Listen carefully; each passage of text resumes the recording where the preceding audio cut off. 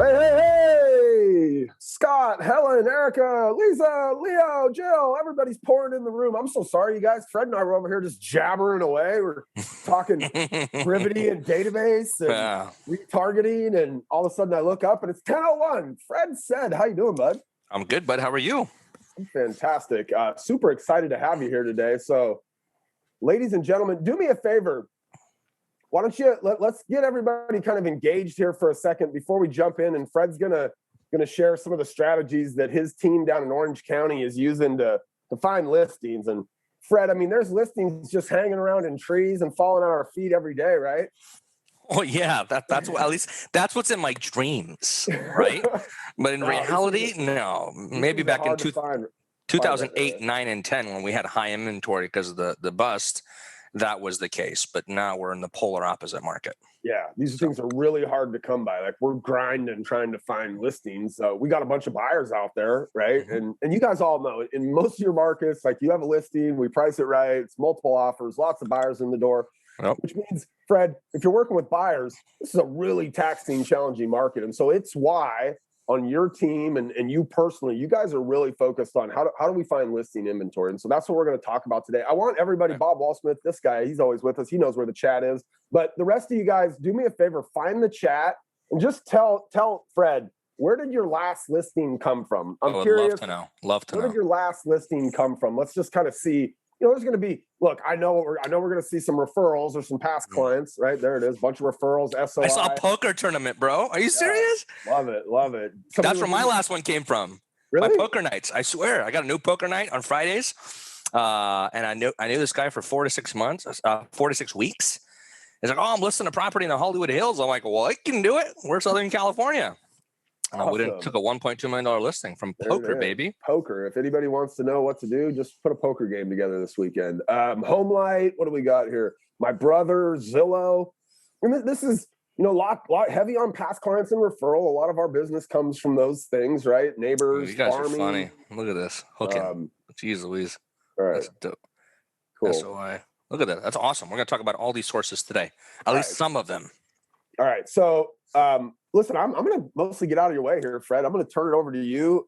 You're a professional at this, not only doing what you're about to talk about, but you're pretty darn good at talking about it too. So I'll get out of your way, man. Why don't you introduce yourself to everybody here really quick for those people that don't know you, and cool. Take it away. Well, let's go ahead and see my screen. Yeah, we're full. Cool.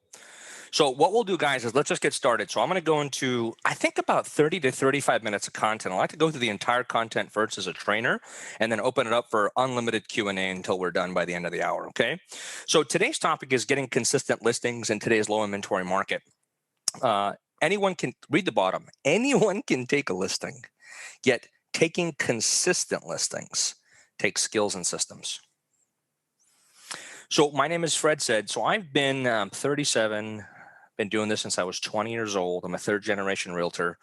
Joined Keller Williams back in January of 2014 as a single agent doing a deal a month. So that's 12 a year, about 5 million in volume and about 100,000 in GCI. Fast forward, in 5 years, we took it up to $1 million in GCI. And 2 years ago, we actually partnered with Ben, Place, and we were doing $1 million at that point in revenue with our entire team. And this year we're on track. I think we're on track to do about 2.6 to 2.7 million, about 102 million in volume and about 205 transactions. So the reason I say those numbers to you is to impress upon you that that's a legitimate size business in our world, right? Yet 50% of our business is listings, 50% are buyers. And I'm going to tell you why that's important to us from this standpoint. Yet as your trainer today, the one thing I want you guys to do and gals to do is take one thing that you learned from today that you can take and directly implement back into your business ASAP, and then change your listing game for the better and get that money into you and your family. Okay. Awesome. Cell phones there, emails there, social media, hit me up. I'm an open book.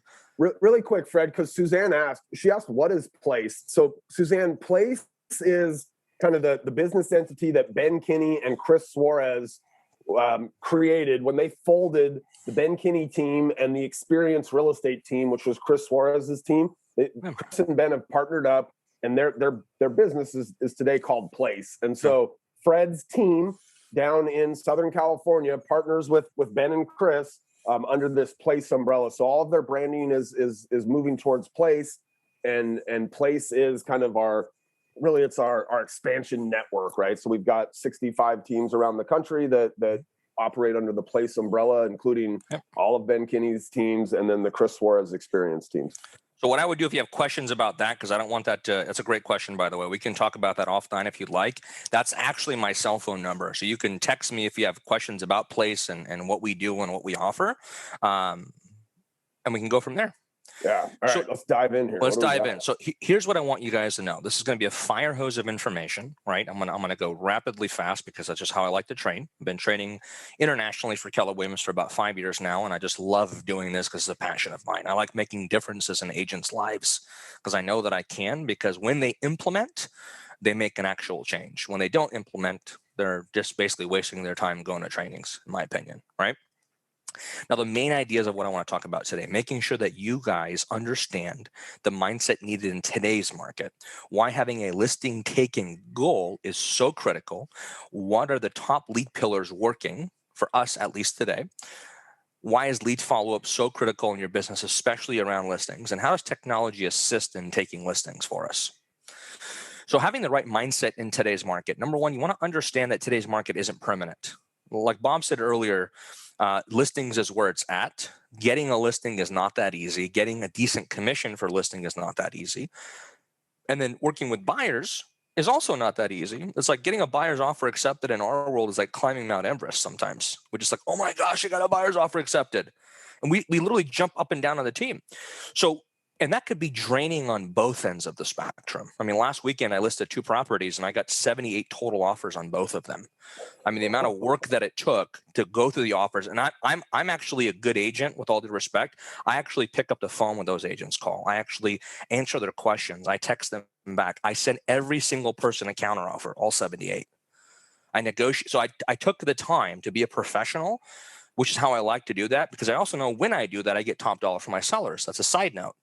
But it's also very draining to do that. Those of you who've taken listings and have 15, 20, 30 offers, you know what I'm talking about. Now, if we think this market is permanent, we're like, there's no end in sight.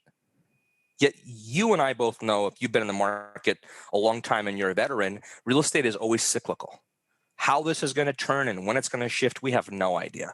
Yet I do believe that there has to be some sort of real estate health balance associated or implemented into our world right now, because this pace just can't continue for 5 years. It's just not possible, right? Buyers will eventually be like, I give up. I don't want to buy any houses because the homes keep going up $100,000 a month, whatever ridiculous number that may be, right? Yeah. So make sure that you're feeding your mind daily. This is where you can make sure every single day, no matter what the market does, your business and your family's income is not dependent on what the market does. That's the stock market. Even in the stock market, if you buy and sell correctly, then you can win in any market. I want you to win in any market. In order to do that, your mind's got to be nice and tight and amazing. So my favorite book of all time is Slight Edge by Jeff Olson. In that, he talks about 1510. So 1510 is listening to 15 minutes of a positive, awesome audio per day and reading 10 pages of a good book per day. Audio I recommend is the Win, Make, Give podcast from Ben Kinney. I'm biased because he's my business partner, but also he just an awesome podcast that him and Bob and Chad run. I think it's just straight up just great content. Number 2, one of my favorite books, other than Slight Edge, which Slight Edge would be one of them, by the way. I think you should read that one. Number 2, In Our World as Real Estate Agent, Pound the Stone. Pound the Stone is a great book to read. Number 3, role play and affirmations daily. We have to understand that we are in a sales-based industry. So we have over the phone sales to get people to go listing appointments and buyer consultations. So we have phone skills we have to understand, and then face-to-face canned presentations. Both of those require skills, role play, internalization, and then proper delivery. And then simultaneously having positive affirmations daily, either out loud by yourself. I'm a strong listing agent. I'm taking a listing today. I'm booking a listing appointment today. Those are I am statements, either out loud internally or with an affirmation partner. And then realizing this is kind of a realization I came to. The listing business is a sprint and a marathon. What do I mean? I can pick up the phone and call an expired listing from last week, get the appointment tomorrow night, take the listing the next day. From the initial call, I have a listing agreement in my hand within 48 hours. That's a sprint. Or I can circle dial somebody today, put them in my database in Brivity, nurture them with market reports and follow-ups for 6 or 12 months. Then I'll take the listing in 14 months. That's a marathon. Understanding the listing game is both. Now, pay attention to this. Having a goal for listings taken annually is super critical. You must have a closed units goal for the year period. So for the example, let's just say you as an agent want to close 12 transactions in 2021. That's awesome. A percentage of your closed units should be listings. I prefer to shoot for 50-50, and I'll explain why. So if you came in saying, in order to net the income I want, I have to close 12 transactions. 6 will be closed sellers, 6 will be closed buyers. Now look at number 3. This is based out of data and research from Gary Keller's MREA book, Millionaire Real Estate Agent. I took this to heart 5 or 7 years ago when I started building a team before I partnered with Ben. And I realized when somebody does the following properly, it makes everything as far as closed units a lot easier. So a well-marketed listing should yield you a 1-to-1 ratio. What does that mean? 1 listing taken should get you 1 buyer closed. So the proper way, in my opinion, as simple as I can tell you, is when you take a listing, just by putting a sign in the yard, having a quickly sign on the property, door knocking or circle prospecting the community, doing an open house if you're allowed to, mailing to the community with Brivity marker if you need to, will yield you within 90 days 1 more closed buyer or potentially another listing nearby from a homeowner that you can list and close. A lot of us, unfortunately, and I used to do this, so I'm guilty of it, is just I would just put it in the MLS, put a sign out, and then pray that it sells. The 3 Ps. The fourth P that we need to be in order to really escalate our businesses is the proactive piece, which is what I talked about earlier, right? So if you can use that method, a well-marketed listing like I talked about, we'll sell that listing and you'll get another piece of business, ideally a buyer. And then number 4, if you could just focus on taking your listings taking goal and just hitting it out of the park and achieving that, then the rest will follow. See, that's why I like a 50-50 based business. It's healthy anyway. It's healthy anyway. Because imagine if you were dominantly working with buyers and you barely ever took listings, you must be miserable in this market. And when this market shifts, because it will, and you're only taking listings and letting go of all buyers, then you might be miserable at that point.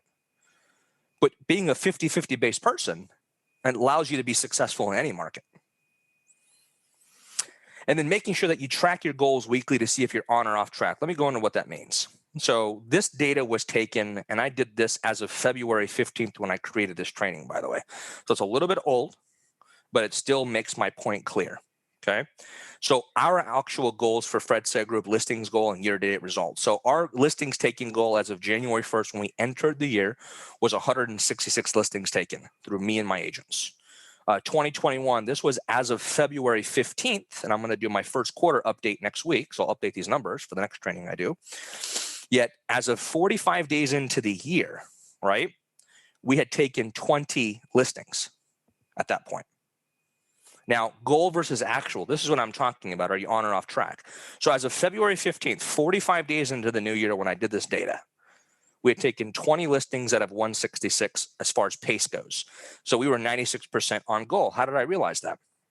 I took 20 listings taken divided by 1.5 because 45 days into the year was a month and a half, right? That means we're on track to take 13.3 listings a month. I multiplied that by 12 and a 12 calendar month, that's 160. 160 divided by 166 taken goal. That means we're 96% on goal. I think as of right now, even though I kind of know my data, I don't have the exact numbers, and I like to be accurate when it comes to data and information about what we do. I think we're probably, as far as listings taken, we're probably around 89 to 91%. So we're actually falling behind. I believe that the second 45 days of the first quarter, the listing inventory got that much tougher. And I think we've all experienced that, right? But the methods that we're using right now still work even today. Now, the 20 listings that we took, the sources were 5 were past clients, 3 were SOI or sphere of influence. 3 of them were referrals from past clients on sphere of influence. 3 were from circle prospecting. 3 were from open houses, 2 agent referrals, and 1 online. Here's what I want you to realize, though. The 3 open houses that we took, we still to this day, I think it's about to get opened up, I heard last night, we still to this day have not been allowed to do an open house since March 10th of 2020 when COVID started. So these open house leads that closed as far as listings in the first 45 days of the year, this year, were from 2019. They were put into Brivity. Follow up, open house auto plan, market reports. Boom. So people ask me, that's like an overnight 1 year success, right, Fred? Yeah. So people ask me all the time, dude. They're like, how'd you get open house? And we got plenty. We got 4 or 5 buyers we closed last year from open houses. I think we did a total of out of the 125, 30 transactions from 2020, because March and April sucked for us with COVID. I think it did for a lot of people. I think about 12 or 15 people closed last year. About 8 to 10% closed from open houses from the year before. Buyers and sellers. So it works, and I'll tell you why and what we did, which is lead follow, why that's important. Now let's talk about some lead pillars, guys. Circle prospecting, one that I have never been a fan of until I partnered with Ben. And I realized how much of a hidden gem this actually is. Let me tell you what our metrics are and our entire system for it. Our agents are recommended to do 150 dials per day, 750 dials a week. The tactic is that you're circle prospecting via Mojo with circle prospecting scripts that we have, and we use a variation of just listed or just sold. What does that mean? We're literally, let's say you just listed a property somewhere and you're getting the 500 to 1,000 numbers via Mojo's data, and you're literally calling them via the dialer. Ring, ring. Hey, is this John? Hey, John, this is Fred with Keller Williams, and I just listed your neighbor's property on 123 Elm Street. I'm giving you a call because I promised them that I would tell the entire neighborhood about it and see if you know anybody that's thinking about making a move into your awesome neighborhood. Oh, you don't know anybody? Oh, that's awesome. I appreciate taking the time. Let me ask you a question, John. Do you have any plans to sell your home in the next 1, 3, or 5 years? Oh, maybe 3 years? Awesome. Well, where would you move to if you did that? Oh, you'd relocate because you're becoming an empty nester? Oh, I completely appreciate that. Let me do this. Since you're not ready to sell today, what I'd like to do is keep in touch with you over the next 3 years, provide value for you. And when the time comes and you are going to sell your home, I just ask for the opportunity to interview for the job of getting your home sold. Is that a fair request? They're going to say yes. They do 9 out of 10 times. I want to stop for a second because, Fred, I can tell you that's not the first time you've ever delivered that script. And you guys practice these extensively. Talk for just a second about the practice of your scripts. Like, well, you guys are doing it every day or once a week or every day? Every day. So and then amongst all of our teams that we have in place, we have about, like I said, 60 plus teams across North America and Canada. We all do what's called a power up every single morning. So power up, we do it at 9 a.m. Pacific Standard Time to 9:30. We get on, we talk about our goals for the day, goals for the month, what we're grateful for. We go into some sort of a training or sales skill practice. And then right when we're done, the agents have a role play partner picked up for the day. They jump on via Zoom and via the phone, and they basically role play the script for the day. Mondays, we work on LP Mama, which is buyers. Tuesdays, we work on database scripts. Today, we worked on FSBOs and expireds. Thursdays, we work on circle prospecting. And then Friday, we focus on closes. Love it. Love it. Okay. So great question, Bob. So back to the dials, right? 750 dials a week at minimum is what we've realized in our world when circle prospecting is the minimum to get the following goals. So the goal you should have when you talk to a seller via home valuation lead, circle prospecting, open house, door knocking, what do they all want to know? What's my house worth, right? So when you call 750 dials per week, your goal should be to get 2 to 4 people to do what's called a CMA call. What's a CMA call? You're literally having a separate call with them talking about what their home is worth because you sent them a CMA. Very simple, right? In our world, we take CMA calls very seriously because you're not going to sell somebody on the first call when you just 5 minutes of talking to them and door knocking, circle prospecting, whatever. You got to set up a separate time to go over their home value. Because when you talk about their home value and the range that you think you can sell it for, or way above market value, depending on the scarcity of inventory in your market, their eyes might open up. And then they'll tell you, if you can get me this, I'll literally go rent and cash out right now. So that's why CMA calls are so important. And I think that we all at industry should have more deeper calls with these people with CMAs. And the goal really is, at the end of the day, is that all the calls you make in circle prospecting, you want to at least put 5 seller nurtures into the database. What's a nurture? That exact role play that I just gave you a second ago. They're not selling today. They might be selling in 6, 12, 24, 36 months. They are going to sell, right? For whatever reason in life that's causing them to do so. You want to put 5 of those in Brivity. We use Brivity every single week. And then when you put them in Brivity, what do? Put them on market reports. So they don't go to Redfin. They don't go to Zillow. They don't go to Open Door. They don't go to any of that crap, okay? They go to you and your family. And you see your face. So when they want to know what their home is worth or they want to sell, they go to you. So it's important that you do that. I'm pretty passionate about that conversation, right? The mindset you need to have with this pillar, and I want you to listen while I read along. This is a nurturing game, meaning you're adding future sellers and buyers to Brivity and consistently following up until they are ready. The beautiful thing is that no one knows that they'll be selling because you found them 3 to 24 months before they're actually doing anything. Rarely any competition. Now let's talk about your database. Fred, real quick, can you go back to that last slide for just a second? For somebody that's, well, first off, we make 150 dials a day. The reason our agents are capable of doing that, the reason that they even believe that they can do that is we have I guess I'd call it a rite of passage when you come into our world, Fred, where you make 1,000 dials in a day. And we had, in fact, just, what was it, March 24th, I think, we did a 1,000 dial day for our entire organization where we had 120 agents. It might have been a little bit more than that. Made 1,000 dials. We made like 120,000 prospecting dials in our business on that day. And Fred, you led that whole effort. It's amazing. Back to the 150 though. How long does that take? Like, for somebody that's never done it, I would be looking at this going, what? 150 dials every day? That sounds crazy. But once you really kind of get in the routine, how long does it take? Great question. So there's 2 features. I think on Mojo, which is our dialer that we use, it's funny. If you guys use Mojo, I set up that initiative so we make 100,000 dials in one day on March 24th. So I got about 156 agents in place in our world to commit to making 1,000 dials each that day. And we literally broke Mojo from 9 to 12, I kid you not, to the point where Mojo now gave us our entire new server to just our team. All right. So it works. Number 2, here's the method behind the madness, right? 150 dials, when you use Mojo, single line dialer, I think you can use 2 lines. We usually use single or we use triple line.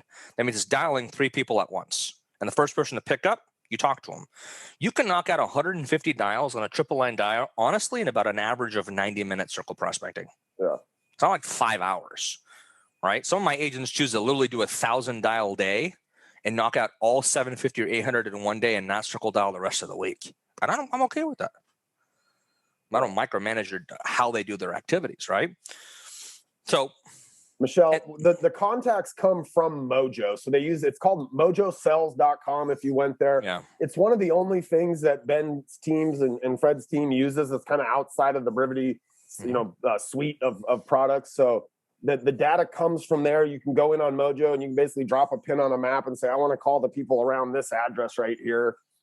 You can feed stuff up there. So they will feed sometimes their old leads up into Mojo and they'll make prospecting calls to old buyer leads they have or old seller leads that they have. Okay. Let's next cool. pillar. Sounds good. So database, your sphere of influence from your past clients, guys and gals. You want to have at least 200 people from your sphere of influence or past clients, friends, family, old coworkers, neighbors in your CRM, which we use Brivity. When our agents join our team, before they can join, we want them to have at least 200 people from their database to bring them into our world with them so they can utilize our technology, our scripts, and they can be able to get inventory, business, and listings from those people. Now, the tactic is you want to call everyone with a real estate related plan script. It's very simple. You can call all your database in the next 5 days and say the following. Hey, John, it's Fred. How are you? Awesome. Long time no talk. I saw you guys on Facebook the other day. How's the family? Awesome. Hey, I know we haven't talked in a while, and I know you're busy, so I just had a question for you I was thinking about. What's that, Fred? Hey, what are your real estate related plans in 2021? Well, what do you mean? Like, what plans do you have this year or even next year that involve any sort of real estate, buying, selling, investments, rentals? And then you take them down that path. If you have a tenant in your world, a landlord in your world, a seller or a homeowner in your world, a buyer in your world, all these different types of consumers that are looking at residential real estate at one form or the other, they have some sort of plan within 6 or 12 months when it comes to real estate. Even if they're a tenant, they have to move every 12 months on average. So when you ask that question, you interject yourself in that conversation with your friends, your family, people that know you, like you, and trust you. Now, if they own a property, ask the following question. At what price are you a seller? What do you mean, Fred? No, at what price are you a seller? If I brought you a suitcase full of cash right now, John, what would it take for you to pack up the kids in 30 days and go rent a property or buy something else with me? And we laugh and we joke. I'm like, no, I'm dead serious. At what price are you selling? Like in some markets, that's not a real question. In this market, that's a real question. Yeah. So I learned that a while ago. And the first time I used it within 3 days of learning it, I took the listing from my banking manager who ran the bank across from the office. And it worked. I'm like, hey, what price are you a seller, Val? He's like, 500. I'm like, are you serious? I just sold a similar one for 485. I think I get you 500. He's like, you can? In line while I'm waiting to deposit checks. And he's like, yeah. I'm like, hey, let me come over tomorrow night. I'm like, okay, what works for you? 5 o'clock or 7? He's like, 7. Okay, I'll see you there. What's your address? Awesome, bro. Don't worry about anything. Just don't clean it up. Let me just look at it. Hey, if I can get you 500, we'll get you moved in 30 days. Like, okay, awesome. I'll take it. Listed it 14 days later, prepped, lightly staged, photos, sold it in 7 days, closed by day 45. Something like that. It works if you work it. Make sure quarterly call, auto plan, or action plan is activated. So what do I mean? In Brivity, we have an auto plan called quarterly calls. So it reminds us every 90 days to call our friends and family and just check in with them. We use the Ford script, which is family, occupation, recreation, dreams. And when we call them, we always check with them on how's life, how's the family. And we also want to ask the following question. Who do you know that I should know that's thinking about buying, selling, or investing in real estate? Who do you know, John, that I should know that's thinking about buying, selling, or investing in real estate? When you ask that question, they have to give you a name. If you ask the question, do you know anyone? It's an automatic yes or no, and they'll typically say no. It's an opt-out question. I don't like those. Mindset you need to have with this pillar, and I want you to hear what I'm about to tell you. Expect referrals and repeat business from these people. Also, keep adding to your sphere of influence as much as possible. You'll receive short-term and long-term results here. Also, remember, if you are not calling your database, then someone else is. Oh, Fred, this is not the first time you and I have done this. I've used that line 100 times since the last time we did this, buddy. Mm-hmm. I mean, that is such a great reminder. So if you're not sending sellers and homeowners market reports that tells them their home value, but Zillow, Redfin, and Trulia are, or Open Door, then you're stuck. I signed up on Redfin, I signed up on all these guys' websites a while ago. Man, they blow me up weekly. I still weekly from Open Doors. I get a solicitation on a house I owned 3 years ago. Like, they still are trying to get me to sell that house. I sold it, but they're making offers left and right. Michael makes a really great point. He says the scripts are great, but it's really the delivery and how we speak it that matters. And Fred, that's why you guys practice, right? Like, you can tell these are not the first time Fred has ever delivered these scripts, right? He's practicing them every morning. He's obviously he's like we always talk about. We don't want to practice on our on real people, right? So that's why we practice in the morning. But some of the practice that you have from this, Fred, is from having delivered this so many times to real people. And I think that when it comes to being a trainer, sometimes people question the trainer or the coach, and I'm not going to talk bad about any organization, but I'm going to just speak about myself, is that some people are like, well, this person hasn't sold real estate since 1985. How are they going to know what's going on in today's market? I pride myself. When I said we're going to sell 205 homes this year, I'm actually selling 50 of them myself. So I'm running a team of 25 people while I'm still selling 50 homes in 2021. Of those 50 homes, about 35 are listings, about 15 are buyers. So it's important that I know my scripts and skills. Why? Because I'm still on the front line with my team. So yeah, good point. Love it. Online. So speed to lead is the name of the game. So call them ASAP when you receive them. If you receive a lead directly from any source, make sure that you have some sort of auto plan. Normally we use the 10 days of pain as assigned so that it automatically texts, emails, and reminds you how many times to call them so you don't have to figure it out on your own.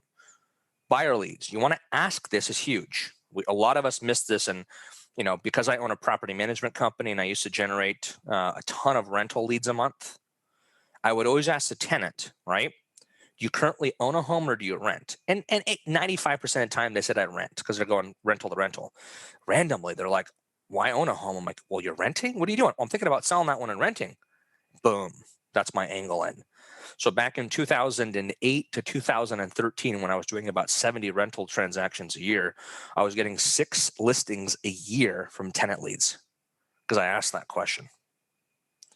So that's really that buyer lead. So I see this all the time. And the message center inside of Brivity, when I'm working with our teams, Fred, is a really great area to see what our people are saying back when people say certain things. And when you get a buyer lead, it's very, very common that they say, as the very first thing they say to you, and it's generally in response to the 10 days of paying auto plan, oh, we're just looking.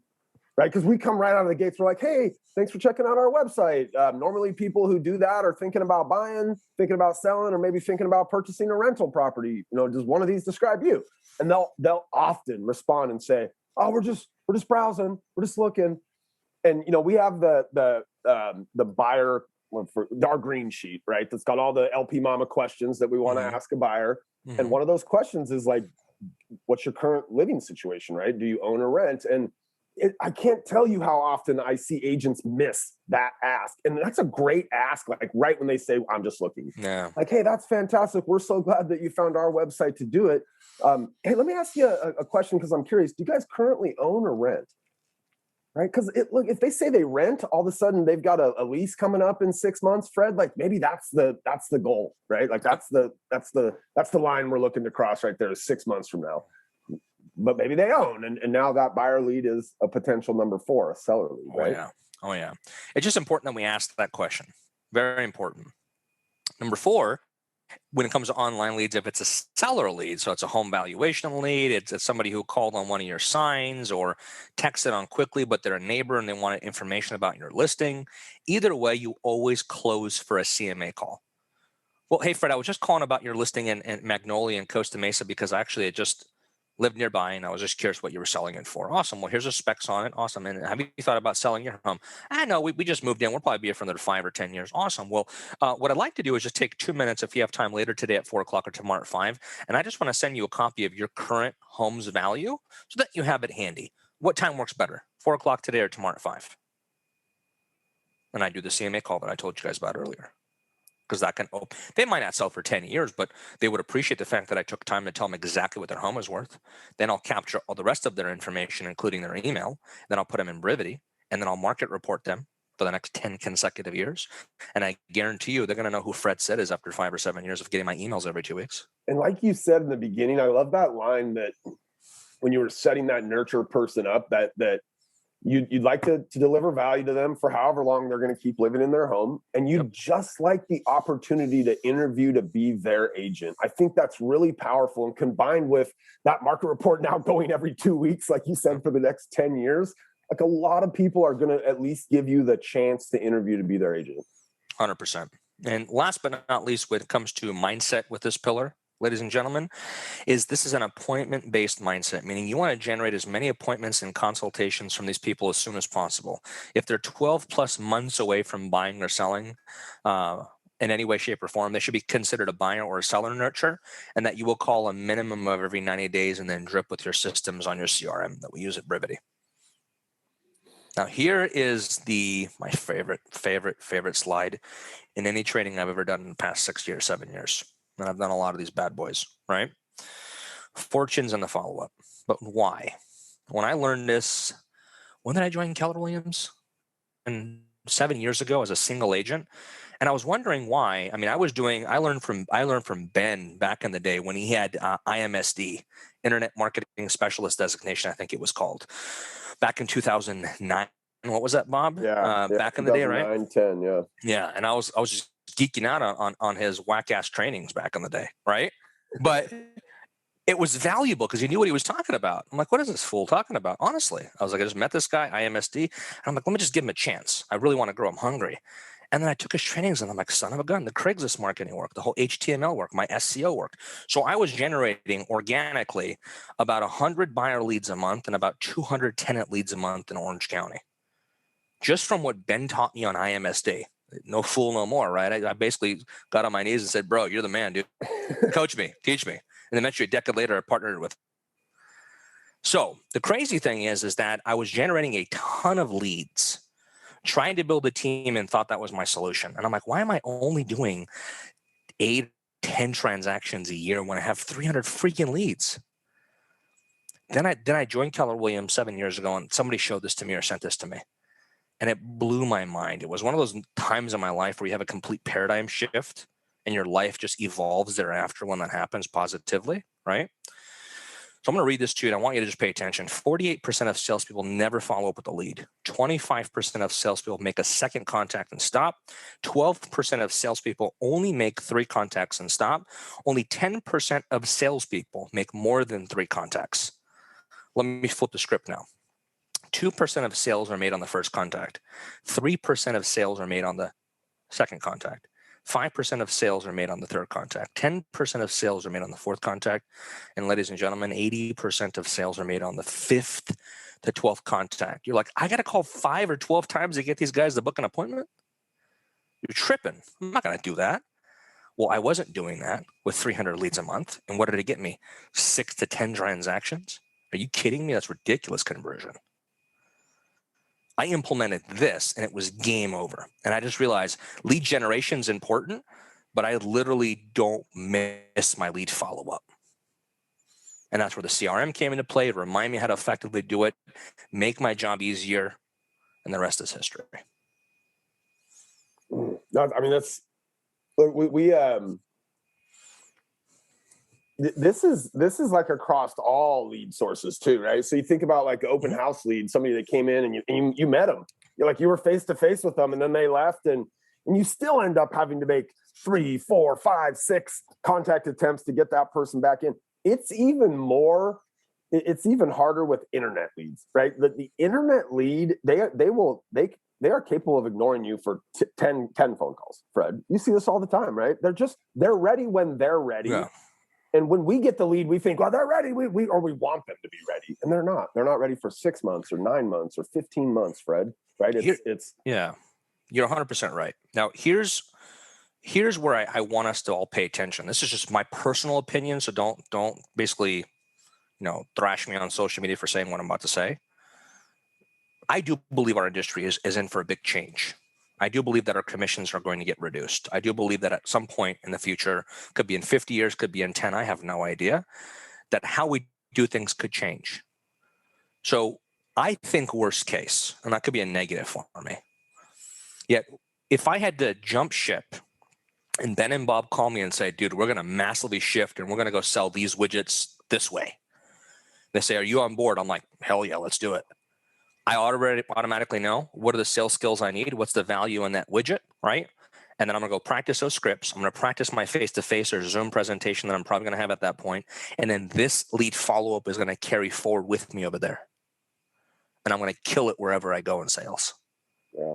So I don't want you to think worst case like that the world is falling apart in real estate. But what if you're prepared to handle anything that if you had to take your family and shift from real estate to this industry and still be in sales because you're an amazing salesperson, these skills that we're talking about today will help you in any industry that you go to.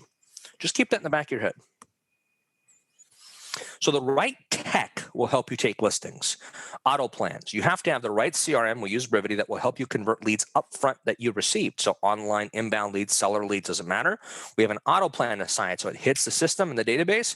They get a series of text, emails. It reminds us to call them, et cetera, et cetera. It's doing the heavy lifting for us. And all we got to do is pick up the phone and close. Number 2, completing your to-dos. You have to actually complete those to-dos that your CRM reminds you to. I've been guilty in the past, and so have my agents, that we have a decent amount of past due tasks, which means that we have a series of tasks that tells us today we got to call these people, Oh, we didn't have time, so tomorrow they're all past due. Completing your to-dos when you're supposed to do them on the day that you're supposed to do them helps you convert at a better level and uses your technology at a high level. Number 3, I've talked about it 100 times. I'll talk about it 10 more thousand times. I love market reports on Brivity. Having a CRM that keeps your sellers in front of you at all time and not on the listing portals of the world are critical to you not losing a listing to Redfin or Zillow or Opendoor. Fred, I tell this, it used to be that people would be driving home from work, and for the last year, many of us have been working at home, so I guess we're out walking our dogs, right? But we're going through our neighborhood, and we see a sign up there, and look, we're gonna go figure out what it's listed for, because when it ultimately sells, that's going to impact my home's value. But when I see a sold sign out there, Fred, if I'm driving in from going to pick the kids up at school, and there's a sold sign in my neighborhood, some people won't even get home. Fred, they'll pull over the side of the road, cell phone out. They're like, what did they get? How much did they get for it, right? I know they had it listed at 800,000. Like, did they get that? Some people will go home, but if they can't come home, pull their email up and get your market report, which they know if they've been getting it from you, every 2 weeks, like they know it's there, and they're going to go in and pull it up and they can see what that house sold for. But if they don't, Fred, if they don't have that thing sitting there waiting for them, where are they going to go? I had to hold myself back from cracking up right now, because if I saw that weird ass face that you just made right now in front of my yard clicking on my sign, I'd be calling 911, bro. I know there's people on this call, they're like cracking up. They're like, yeah, bro. He's like, yeah. What does home sell for? Huh? What's going on? Love you, dude. Love you, dude. They're going to go to Zillow. They're going to go to Redfin. They're going to go somewhere else, right? They're going to go to Google and Google, what are homes selling for in my neighborhood? Ultimately, they're going to end up in somebody else's database. Like, we had them in our database. We could have been delivering that information to them, but we weren't. And so when the neighbor's house sold, they had to go get it somewhere. And a lot of times they might have had to give their information to get it. Let me tell you guys a quick story, because we got to get going, because I want to open this up for Q&A, right? So I buy properties too. So I own a management company. I run a team here for Place and myself in Southern California. We flip properties in Southern California, and we invest in apartments throughout the nation. So I have my hands on a lot of different things, right? And Ben's taught me that over the years. So I'm grateful for that man and what he's done to my life, right? Yet I made an offer on a property in South Orange County. I was going head to head with Opendoor. It was off market. And the offer I made this person, the final offer, was $5,000 more net than any other offer. And it was really up to me and Opendoor. So I was giving him $5,000 more net than Opendoor. Right? And they took Opendoor because, like, my wife feels more comfortable with Opendoor, because they've probably been getting emailed and market updates for 6 months. Mm-hmm. I didn't have that. I'm like, I'm paying you $5,000 more, and I'll buy it as because I wanted the property. I wanted to flip it, and they still went with Opendoor. I'm like scratching my head. I'm like, damn it, they got in front of their mindset 6 months before I even met them. Yeah. So just take that as an example. Forget even just listing the home. If you have an opportunity to buy something and you're going head to head with these guys, right? Because if there's ever a deal, in my opinion, you should look at it for you and your family first, rather than taking it to your investor pool if you can figure out the finances and get in the money to get it. That's how we build wealth, my opinion. Bottom line, strong mindset will lead to strong results. Don't underestimate the power of setting and tracking goals. Have at least 3 lead gen pillars around taking listings and working each system. Fully understand why they say fortune is in the follow-up. Ladies and gentlemen, my name is Fred Said. I appreciate your time today. I'm going to open it up for some Q&A, and this is my information. Fred, I love it, man. Anytime I can have you come and teach a little bit of what you guys are doing, right? Like, I love having people come join us that are like grinding away and in it. And so let's answer. Somebody asked a question back here a little bit. They said, how come you haven't fully gotten out of production? That's a great question. I was talking to my brother, who's my business partner in multiple businesses. He's a big lender in Orange County. I mean, runs a machine, right? The reason why I don't need to sell real estate right now if I don't need to. I really don't need to sell personally. The reason I haven't is I've sold about 22 homes already year to date. I don't know how much I've net on that, right? Let's just say I've netted 150 grand on that, hypothetically. I've used all of that money and I've bought properties.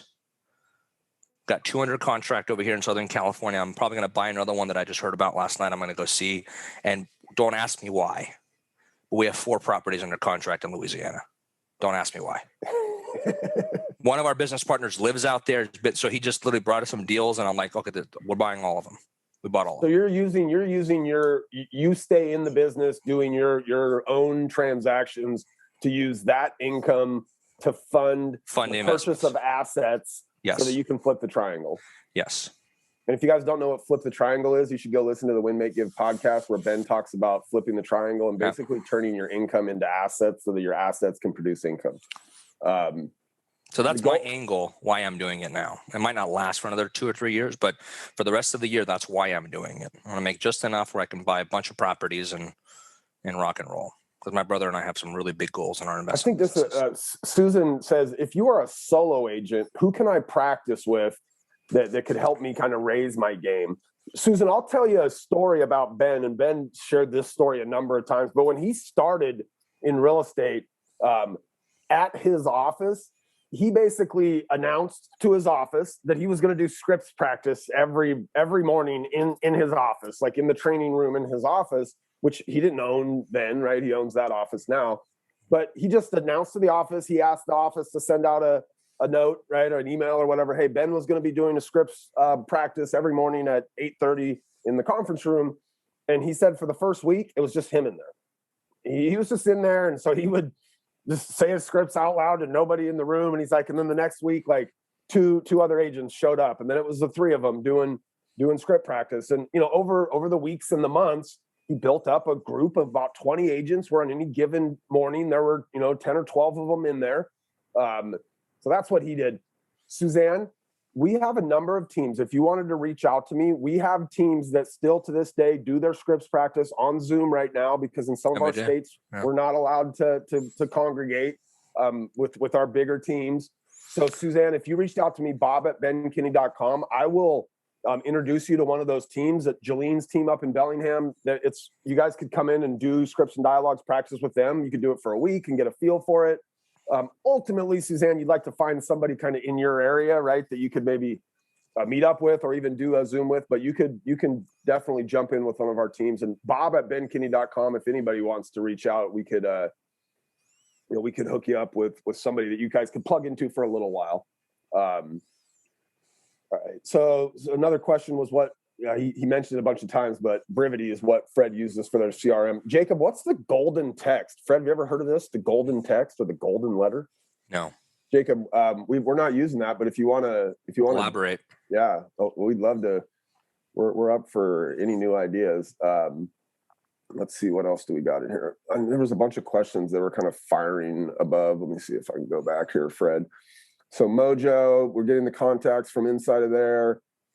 I love Andrew's comment. He was just reinforcing. I don't know if Andrew's on one of our teams here, but he said the 1,000 dial day helped him to believe that he could consistently do the 150 dials when he'd never done that before, right? He'd never even made 150 dials. And so when he went out and did the 1,000 dial day, that put him in the mindset. He's like, 150, no problem, right? That's why Ben and Chris push us to do that.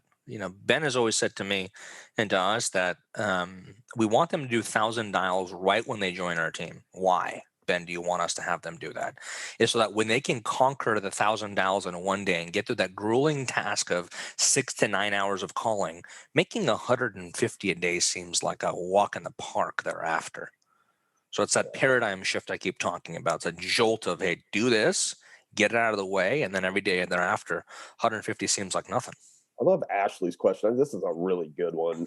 She says, so what do you do when you have like 200 people that you have to follow up with? Like, and then if this week you added another 4 or 5, and next week you add another 4 or 5, and you look up 3 months later, you got 300 people to follow up with. Like it builds on itself. How do you keep up with new calls, new leads, the follow up? Like, how do you? So good. That's such an awesome question. So I have 17 agents that are full-time on my staff right now in Orange County and LA County. Just so you guys know, we cover all of Orange County, North San Diego. We cover all of LA County. We have another place team in the Inland Empire. That's a fantastic team, Robert and Christy, that can support you with those leads that you have. And we're always open to referrals, by the way. I promise that we'll close them. You can tell that I can close, and I'll get your family paid, and I'll get the client taken care of. Yet, the dynamic is, right, when it comes down to that question, what we have to work on when it comes to her question. Hold on one second. I'm having a little bit of a computer. Can you guys still hear me? Yeah, I hear you. You hear me? Yeah, you're coming back and forth. You're not breaking up at all. You're good. Okay, cool. So what was I saying? Sorry, I got distracted with this. The 200, how do you follow up? Like, how do you consistently follow up? Okay, now it's working. No, you're good. You're good. The Zoom kind of goes in and out for me. So I've had 17 agents on my team. The past 2 weeks, and I want you to hear this, the person that asked this question, right? We do 750 dials a day. So they're doing a ton of outbound dials. A week. 750 a week. Yep. But what happens is that they're adding so many people in their database, and then they're lacking on their follow-up in Brivity. So what I had 2 of them do in the past 7 days is you guys are not allowed to generate new leads. You have 100 past due tasks in your Brivity right now. That's horrible. So all I want you to do for the next 7 consecutive days is do lead follow-up and follow up on these people. Get more intimate within your database. Learn how to efficiently work it, right? And they booked multiple appointments in there. Now, I'm going to get them back on lead generation, but I wanted them to do that because we're always hunting for new gold. Does that make sense? We're always hunting for the new opportunity. Sometimes we forget as salespeople that we did all the hunting for months and months and years, but we have to nurture the people that are in our database right now. So maybe you got to take a break, follow up with all those people, and determine if those people are actually worthy of your follow-up. Are they actually people you should be following up with? Sometimes we just put people in there and say auto plan, follow up, and they clog our lead follow-up system, and we completely clog up our pipeline with people that shouldn't be there to begin with. So that might help you. I had 2 of my agents do it, and they had great success in the past 7 days doing that. Ashley, one of the things that, like, if you use Brivity or whatever CRM you use, I'm really kind of specific about the way that we ask agents to set up these follow-up tasks. Like, for example, when we're talking to a consumer, in a perfect world, when we were ending that phone call, we would tell them when we were going to follow up next, right? So when we're setting reminders, if we talk to somebody and let's say that they were saying, you know, hey, we're finishing this project on the house, and once we have that done, like, I think we're going to be ready to list it, and, you know, that project is going to be done next Friday. And we're like, that's fantastic. Hey, listen, I'm going to follow up with you like next Saturday, right? The day after, I'll let you guys, or maybe the Monday, I'll give you the weekend to dust off from the project and get everything cleaned up. And I'm going to follow up with you on Monday. That we would set that as a priority 1 task inside of Brivity. Okay. Any task where we tell the consumer, hey, we're going to follow up with you on this day. That's a priority 1.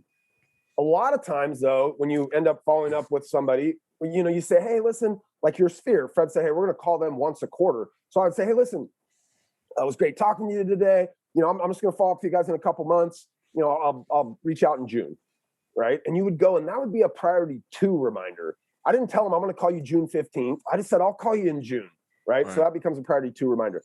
If I don't tell them I'm going to follow up, I didn't make a promise to them. That becomes a priority 3 reminder. So when I come in each day, like, look, in a perfect world, like Fred said, I need to get through all of the things that I told myself in the past. Hey, do these things today, and it's going to move you 1 step closer with any one of these contacts, right?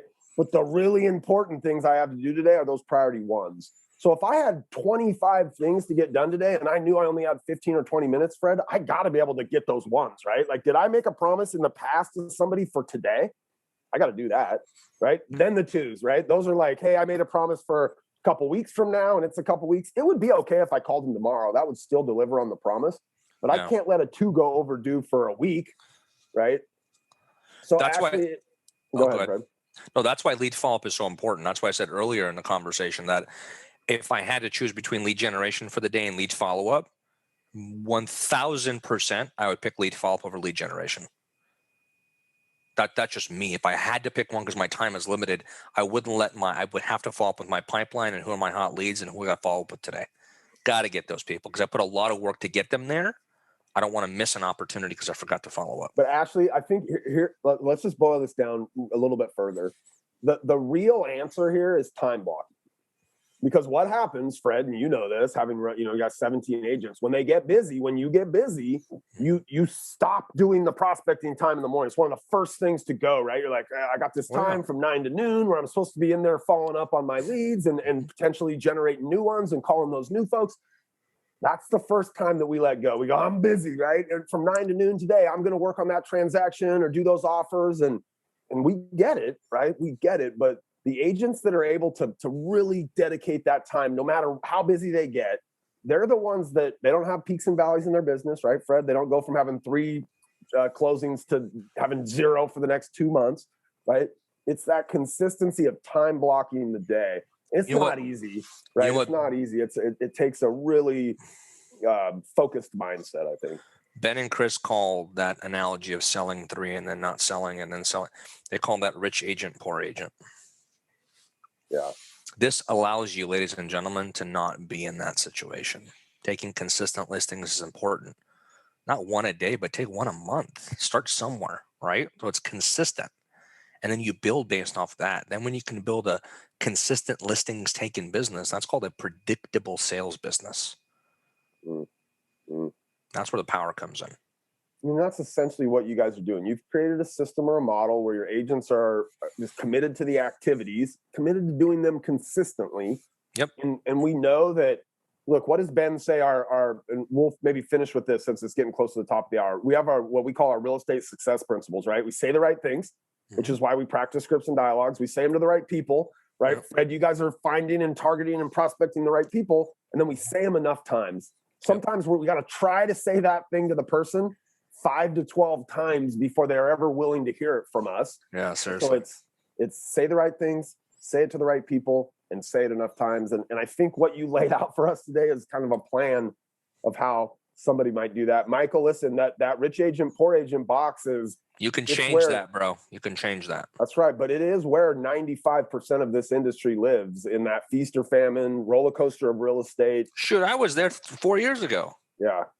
But look what you can do with a focused approach, really understanding your business, knowing your goals, setting up these pillars to drive towards those goals. In 5 years, Fred, I mean, you went from basically, you said 100,000 in GCI to you guys are going to do 2.6 million in GCI.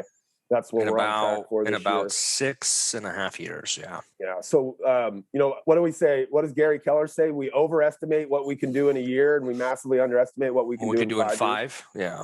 Yeah. I would have never thought I would even hit 1 million in GCI in 5 years, but gross is fine. We keep talking about GCI because it's important to my agents and our units and business.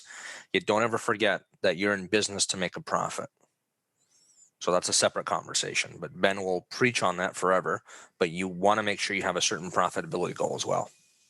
All right, Michael, hey, I appreciate you for joining us, man. Fred said, listen, for you to take an hour out of your business, when I know, like, literally what you shared with us is what you're going to hang the phone up and get back to doing here. So thanks, man. I appreciate this time that you were. My pleasure, guys. God bless you all. Take care of yourself. All right, everybody. You guys have an awesome week. Fred, thanks again, partner. We'll see you and talk to you really soon. Bye-bye, everybody. Guys, peace out.